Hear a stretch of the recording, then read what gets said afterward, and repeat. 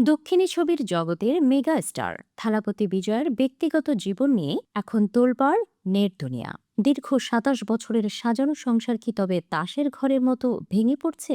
শুক্রবার সকাল থেকে ছড়িয়ে পড়েছে একটি খবর, স্ত্রী সঙ্গীতা স্বর্ণালিঙ্গম ডিভোর্সের মামলা ঠুকেছেন বিজয়ের বিরুদ্ধে। তবে চমক এখানেই শেষ নয়। ডিভোর্সের পিটিশনে সঙ্গীতা যে অভিযোগ এনেছেন তা শুনে চক্ষু চড়ক গাছ অনুরাগীদের। বিজয় নাকি এক অভিনেত্রীর সঙ্গে বিবাহ বহির্ভূত সম্পর্কে লিপ্ত। আর এই খবর সামনে আসতেই সোশ্যাল মিডিয়ায় শুরু হয়েছে চুলচেরা বিশ্লেষণ। নেটিজেনদের তর্জনী এখন একজনের দিকেই স্থির, তিনি তৃষা কৃষ্ণন। সঙ্গীতা তার আবেদনে সরাসরি কোনো নাম না নিলেও নেটিজেনরা দুয়ে দুয়ে চার করতে দেরি করেননি। বিজয় এবং তৃষার অনস্ক্রিন কেমিস্ট্রি তামিল ইন্ডাস্ট্রিতে বেশ জনপ্রিয়। গিলি, থিরুপাচি বা কুরুভির মতো ব্লকবাস্টার ছবিতে তাদের রসায়ন ছিল চোখে পড়ার মতো। ২০০৮ সালে কুরুভির পর দীর্ঘ ১৫ বছর এই জুটিকে আর পর্দায় দেখা যায়নি। শোনা যায় সেই সময় তাদের অতি ঘনিষ্ঠতার কারণে বিজয়ের পরিবার থেকে তৃষার সঙ্গে কাজ করতে বারণ করা হয়েছিল।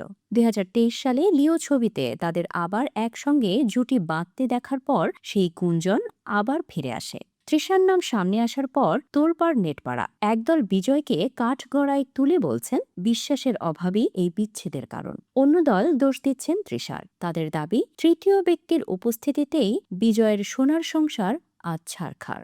এমনকি বিজয়ের ছেলে জেসন সঞ্জয় বাবাকে সোশ্যাল মিডিয়ায় আনফলো করেছেন বলেও শোনা যাচ্ছে। ১৯৯৯ সালে সঙ্গীতার সঙ্গে বিয়ে হয় বিজয়ের। তাদের দুই সন্তান জেসন ও দিব্যকে নিয়ে এতদিন সুখের সংসারই ছিল তাদের। কিন্তু হঠাৎ এই ডিভোর্সের খবর এবং পরকীয়ার তকমা বিজয়ের ইমেজের উপর যে বড়সড় প্রভাব ফেলেছে তা বলাই বাহুল্য।